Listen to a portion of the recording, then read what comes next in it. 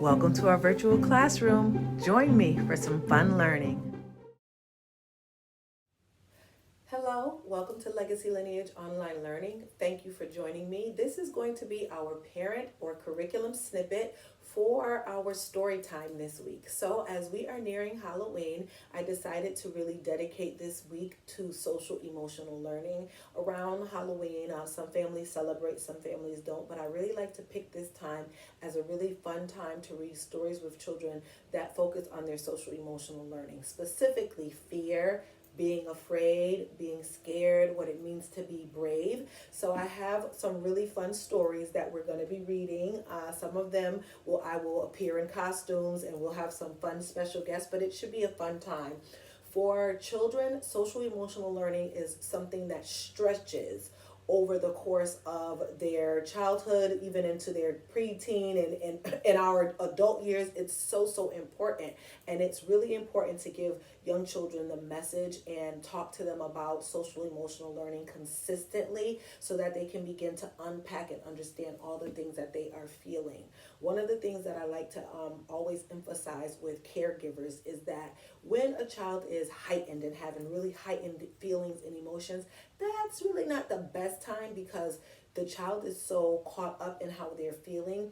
They're not really hearing, they're not, the ability to reason is not there. They're just right there having a moment.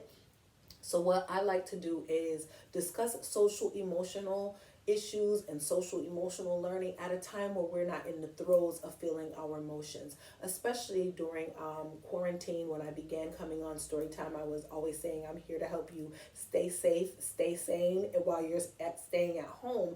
And I began to really talk to my son about emotions and started to really dig deeper than just like surface things. So we would do these check-in times and I would say, how are you? And he'd say, good. And then I would always say, like, give me more than good. Or he'd say, I'm fine. And I would say, what do you mean by fine? So I want to just take a second and show you. This will be probably presented during some of the stories, but what I mean is when he would say he was good, I found that under happy. So I filed good as a word, a descriptive word for feeling happy. But I would also give him other words like, do you feel thankful maybe that we were able to get out and go for a walk today? Do you feel content? Like, what other feeling are you feeling behind happy? Again, for young children, you are going to get good, but it's really good to start giving them feeling vocabulary so that they can tell you how they're feeling. We get a lot of mad or angry, but why? Are you just grumpy right now because you woke up on the wrong side of the bed, you're kind of tired, or are you annoyed because a sibling is bothering you? Could you feel frustrated because you're trying to do something and you can't get that done? These are all little words that we can start to give children as they get older, and they will begin to feed them back to you and even ask you how you're feeling. So again, I'll just go on with sad. Sad could just mean just a general state of down. I don't think depressed is a word that young children can really wrap their heads around, but if they just feel down, or maybe equate it to feeling blue, that they begin to understand that they just generally, feeling when I say that children will mimic back to you, when I would start to check in with my son and do these check-ins with him, one thing that I noticed is that sometimes as I would be washing dishes or just generally doing something, I don't know if he was just reading my nonverbal communication, which children do a lot of, he said, how are you? Or like, let's have a check-in. And then I would say, I'm good, not even realizing that I was generalizing and doing the same thing that I had taught him to dig deeper on. So he was like, well, what do you mean by good? What else is there beside good? And I just found it really refreshing because it was showing that he was using those opportunities to really tap in and understand more social emotionally how he was feeling other than just generally happy.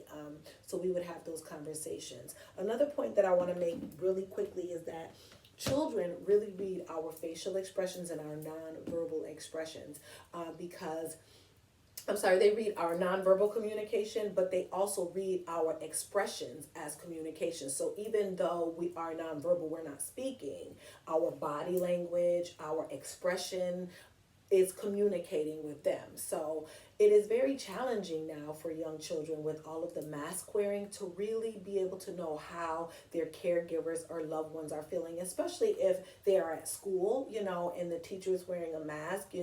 They're missing part of that expressive, that bottom part that helps them to understand feelings. Of course, when you're at home and you're with family, you're able to do that more so.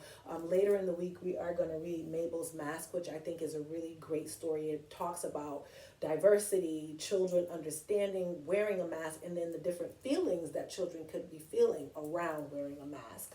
I want to have 2 more seconds of your time, maybe more like 2 minutes. But a while back, I used these when we talked about social emotional learning. Another way to tap in. Sometimes children are angry and they just don't want to talk about it. Maybe if you put this in a place where they wanted to tell you how they feel, they could go over. You could say, you know what? I don't really know how you're feeling. Can you show me with our feelings paddle? And of course, I have happy and sad and excited, but I also have afraid and tired and shy and angry. And what I like about it is that they really show the children's faces.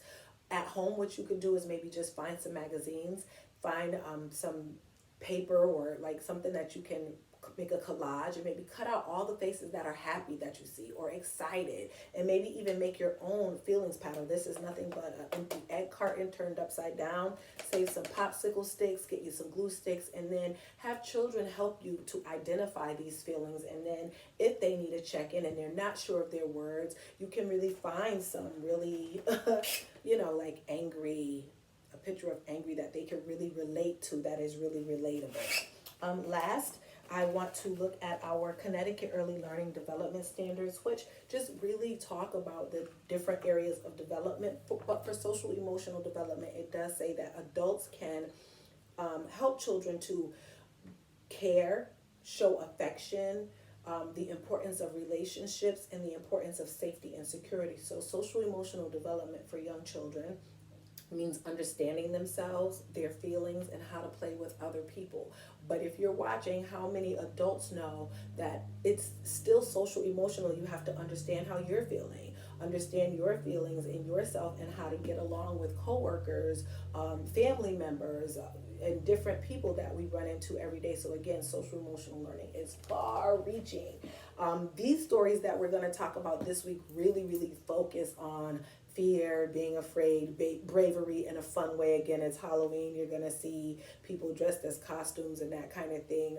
I always hated to see people driving along and then somebody pulls up next to you and then they have one of those scary masks on. It always alerted me and just gave me like this real urge and this real rush because I wasn't expecting that. So again, there are other stories that you can use at times where, again, maybe just when you're having a story before nap time or a story at bedtime, or you've noticed that your child is feeling a lot of things lately, maybe take some time, go back in our virtual classroom library and see. I have at least 2 or 3 weeks of social emotional learning. One of them may say mental health, but again, social emotional learning goes right along with that. So some other great stories. I love the corduroy stories. I really love corduroy because you can really feel corduroy's sense of loneliness. You can feel his sense of forlornness.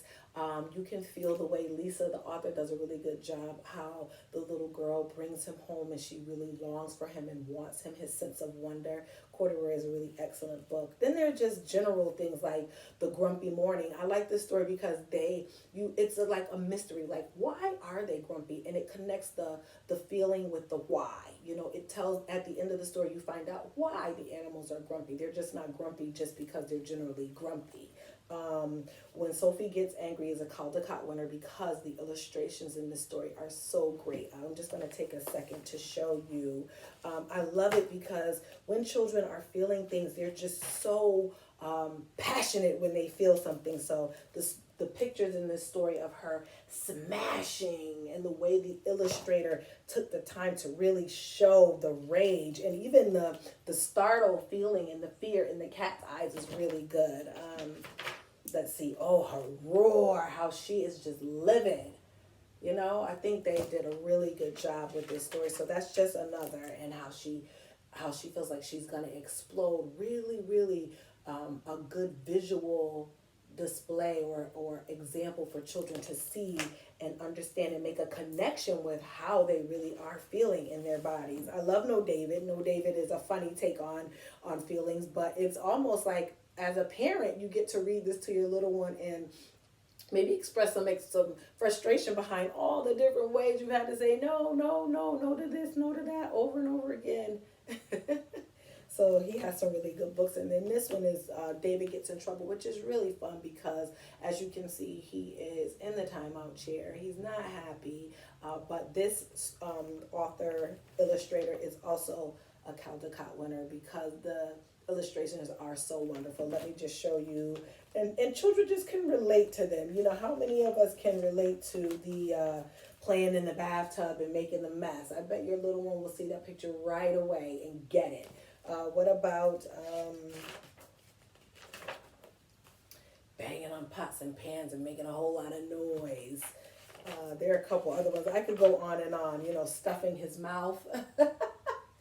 And again, oh, look at how angry he is here. You can see what a great job the illustrator did of really depicting David as being frustrated, angry. And then another one that I'm sure all children can get.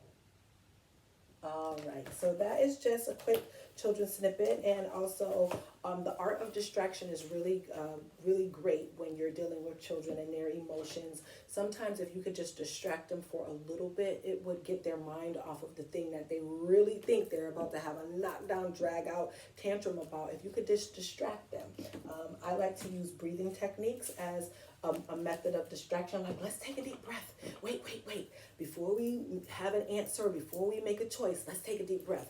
And so I use the Hoberman sphere as a visual aid for 4, 7, 8 breaths. You breathe in for 4 seconds, hold it for 7 seconds, and then breathe out for 8 seconds. So we would inhale.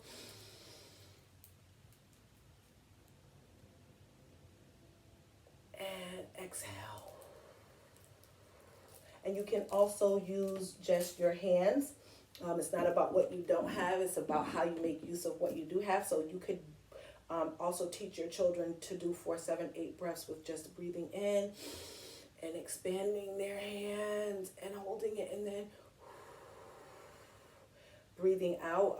I did a giveaway with the Hoberman sphere, and I have a couple more, so stay tuned. There may be a giveaway and a chance for your little one to win a Hoberman sphere. Another fun thing is bubbles. I don't know any child that can stay angry when they get a chance to blow bubbles. So I encourage you, keep some bubbles on deck, keep them handy so you can reach for them, grab them, and have them wait before you get upset. Let's breathe. Let's blow some bubbles to breathe. Let's blow the problem away, so to speak. But I don't know a child who can blow bubbles without now starting to poke at the bubbles or wanting to step on the bubbles. And that is another way to express and kind of get rid of some of that energy that they're feeling. So again, I hope you will join me with your little one, or get your little one all set up for story time, because we are going to have some fun reading stories all about fear and bravery and being afraid and having courage. Thank you for joining me, and we will see you soon. Thank you for joining me. See you next time. And remember, you are the you in unique.